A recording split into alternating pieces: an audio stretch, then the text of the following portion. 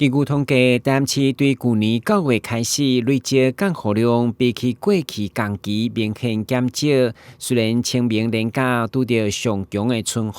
不過雨量較大，攏無落佇積水區。咱台南主要閘門水庫的蓄水量只有22%，也屬於紅色警戒。市長黃偉哲表示，現況民生供水雖然也算穩定，不過也是宣布抵抗旱災行動。對於公家機關、學校節省用水開始，並擴大回收水再利用，來提升供水的韌性。我們呼籲我們想要做的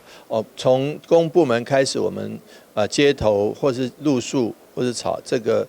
街頭的灌溉或者道路的清洗，我們都使用在這個回收水。那我們也期待我們從公家機關、學校端一起來做好一方面要這個做好我們清潔工作，一方面也要做好這個節水的工作。那我們這個節水節油，